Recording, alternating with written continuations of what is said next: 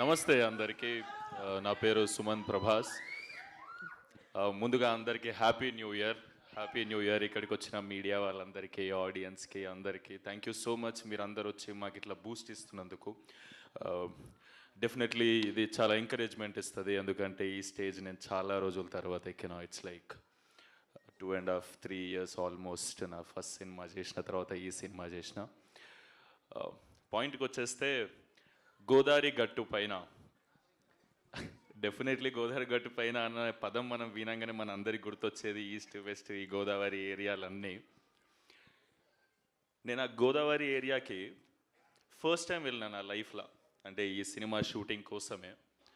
దానికి ముందు వరకు నాకు గోదావరి అంటే ఇప్పుడు కృష్ణా రివర్ ఎట్లా, గోదావరి రివర్ అట్లనే, సో ఇట్లా చాలా రివర్స్ ఉంటాయి కదా, అట్లా వన్ ఆఫ్ ద రివర్ ఏమో అనుకున్నా.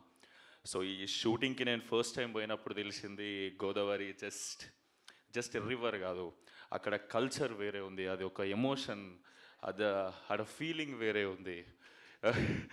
డెఫినెట్లీ అన్న.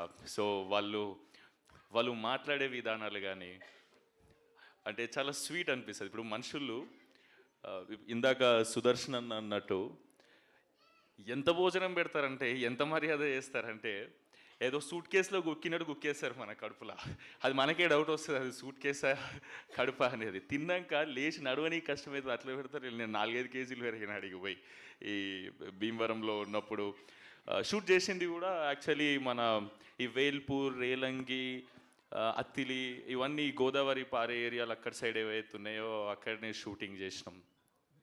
షూటింగ్ చేసినాక అర్థమవుతుంది, నా ఫ్రెండ్స్తో అంటుండే, మా ఎంత లక్కీరా వీళ్ళు, ఎంత కాదన్నా మనకన్నా కొంచెం లక్కీ ఇక్కడ ఉట్టి పెరిగిన వాళ్ళు.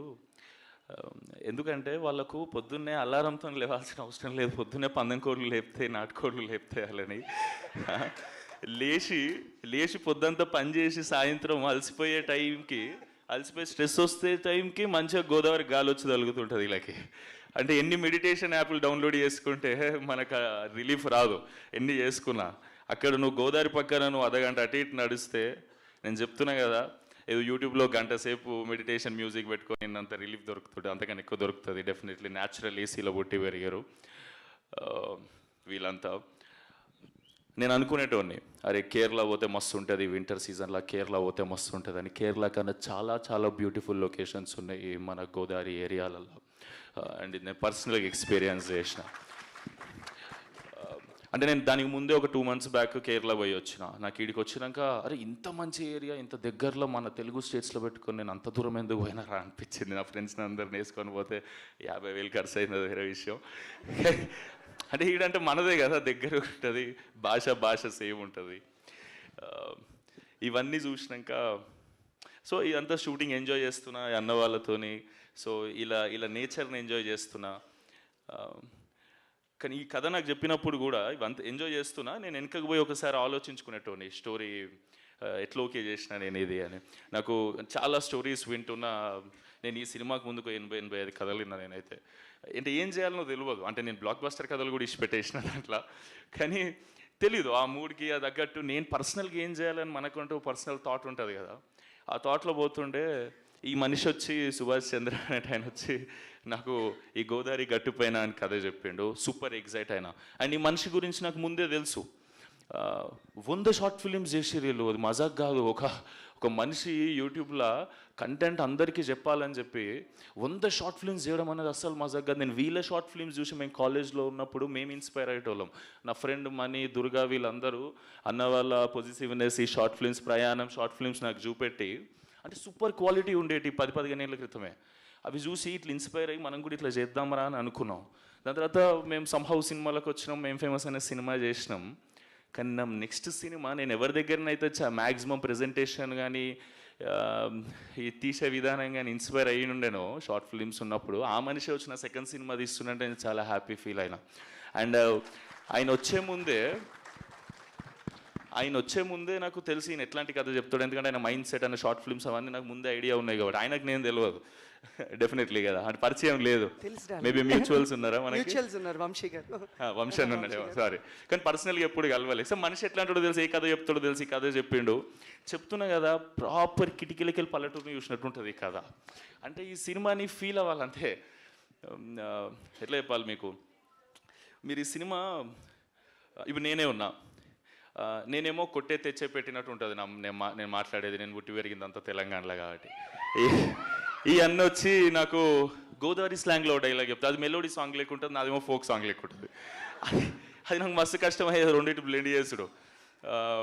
ఇప్పుడు ఈ అన్న డైలాగ్ చెప్తాడు, ఏంది మన దాంట్లో అయితే మాటలు ఎట్లుంటాయి, ఇటు సైడ్ అయితే ఎమ్రాల్లుడు ఎట్లున్నావు అని అంటే, అరే మంచిగా ఉన్నామమ్మ నువ్వు ఎట్లున్నావే, అది ఇదే డైలాగ్ మన దాంట్లో ఉంది కదా.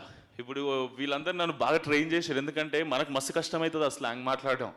నాకు తర్వాత అర్థమైంది, సినిమా ఏదో జోష్లో ఓకే చేసేసిన, ఎమోషన్స్ ఫ్లో అంతా నచ్చి. కానీ ఈయన వచ్చి అంటాడు, డైరెక్టర్ కసిరెడ్డి అన్న, మా విజయ్ ఉంటాడు డైరెక్షన్ డిపార్ట్మెంట్లో వచ్చి, ఈ డైలాగ్ ఎట్లా చెప్పాలంటే, ఇప్పుడు ఆయన ఎమరా అల్లుడు అని నేను అన్నాడు సుమంత్, ఆయన నేను ఎరా అల్లుడు ఎలా ఉన్నా అని అంటే, అప్పుడు నువ్వేం చెప్పాలంటే, కేక నువ్వేటి మాయా జుట్టుకు మంచి రంగేస్తున్నట్టు ఇంట్లో అత్తయ్య లేదా అంటే, నాకు ఇది అచీవ్, ఇప్పుడు నేను చాలా ఫ్లోగా ఏదో చెప్పేస్తున్నా. డెఫినెట్లీ అక్కడ పుట్టి పెరిగినంత ఆర్గానిక్గా రాకపోవచ్చేమో, కానీ ఇది నాకు ఫ్లో అచీవ్ చేయడానికి వీళ్ళు చాలా కష్టపడ్డారు, ఎందుకంటే నాకు మస్తు కష్టమైంది అది నేర్చుకునేటప్పుడు. కానీ నాకు నేర్పించడం ఇంకా కష్టం వీళ్ళకి. Thank you so much Subhash అన్న, thank you so much Kasireddy అన్న. అండ్ నువ్వంటావు గోదావరిలో మాట్లాడతాడు, నెల్లూరు మాట్లాడతాడు ఈ అన్న. ఈ అన్న ఏమే ఏంది మే, ట్రైనింగ్ ఇవ్వలేదా బ్రో నీకు? నీ ట్రైనింగ్ వద్దన్న, నువ్వు స్పీచ్ ఇస్తా అని చెప్పి ఓకేలే. అంటే ఒకవేళ నెక్స్ట్ కథ నెల్లూరు కథ చేస్తాం మేము ఎవరో తెలుసు, అందుకే నేర్పిస్తున్నాడు. గోదావరి సినిమాలో నెల్లూరు ఎందుకని ఇప్పుడు నెల్లూరు వేసినప్పుడు నెల్లూరు నేర్చు, అందుకే ముందే నేర్పించేస్తున్నాడు. థ్యాంక్ యూ అన్న, థ్యాంక్ యూ సో మచ్, నీ ప్రేమకు థ్యాంక్ యూ సో మచ్ అన్న.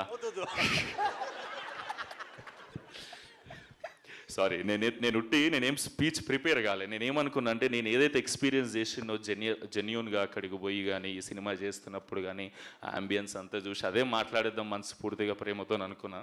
సో నేనేమన్నా అటు ఇటు మాట్లాడితే నన్ను క్షమించండి.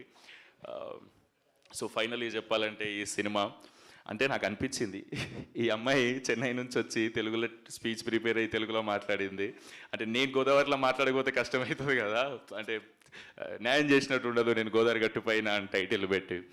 సో మీ అందరికీ లాస్ట్ ఒక మాట చెప్తున్నా, గోదావరి స్లాంగ్లో చెప్పడానికి ట్రై చేస్తున్నా డెఫినెట్లీ. Thank you. చెప్తున్నాను కదండి, మీరు కానీ టికెట్ కొని థియేటర్లో కూర్చుంటే గోల్డెన్ అవర్లో గోదావరి పడవెక్కినట్టు ఉంటుందండి ఈ సినిమా. మీరు చాలా ఎంజాయ్ చేస్తారు, సూపర్గా ఎంజాయ్ చేస్తారు. కానీ ప్రామిసెస్ చెప్తున్నా, సమ్మర్లో పోతే మాత్రం సహారా డెజర్ట్ ఫీలింగ్ ఇచ్చింది ఇది. అంటే నాకు అలవాటు లేదు, ఎప్పుడు పోయినా వింటర్లో పోయినా షూట్లకు, లాస్ట్ షెడ్యూల్ ఒకటి సమ్మర్లో అయినా అమ్మ వేరే లెక్కుండే. కానీ ఎంజాయ్ చేస్తాం, మనుషుల ప్రేమ మనల్ని అవన్నీ మర్చిపోయేటట్టు చేస్తుంది. And thank you so much, and thank you so much నా ప్రొడ్యూసర్స్కి, అభినవ్ అన్న, రెడ్ పపెట్ ప్రొడక్షన్ హౌస్, చాలా ప్యాషనెట్ ప్రొడ్యూసర్స్. పొలాల రేట్లు పెరిగినాయని ఎందుకు అవుతారన్నా ప్రొడ్యూసర్స్, నువ్వు గమ్మత్ లేదు అన్న, చాలా ప్యాషనెట్ ప్రొడ్యూసర్, నేర్చుకుంటూ దాని గురించి. ఇవాళ రేపు చాలామంది డబ్బులు ఉన్నాయంటే పెట్టేసి సినిమా చేస్తారు, మనిషి అట్లా కాదు, చాలా క్రాఫ్ట్ నేర్చుకొని దాని మీద ఇది ఏది ఎంత పెడితే ఏ స్కేల్లో వస్తుంది అంటే, ఫస్ట్ టైం తీసిన ప్రొడ్యూసర్ ఈ క్వాలిటీ, మీరు టీజర్ చూస్తే మీకు క్వాలిటీ మంచిగా అనిపించిండొచ్చు కదా అనుకుంటున్నా. సో నేను సాటిస్ఫై అయినా, నా సెకండ్ సినిమా ఇట్లుంటే బాగుంటుందని. ఆ రేంజ్లో తీసినందుకు thank you so much Abhinav అన్న, and thank you for everything whatever you have done for me అన్న. ఎందుకంటే నన్నే కాదు, ఈ అన్న నన్ను నా ఫ్రెండ్స్ అందరినీ కూడా ప్రేమిస్తాడు అన్నట్టు. థ్యాంక్ యూ సో మచ్ అన్న, మా అందరినీ నువ్వు ఇన్ని రోజులు భరించినందుకు thank you so much, thank you for everything. అదే నువ్వు ఏందన్నా, నువ్వు మొహమాట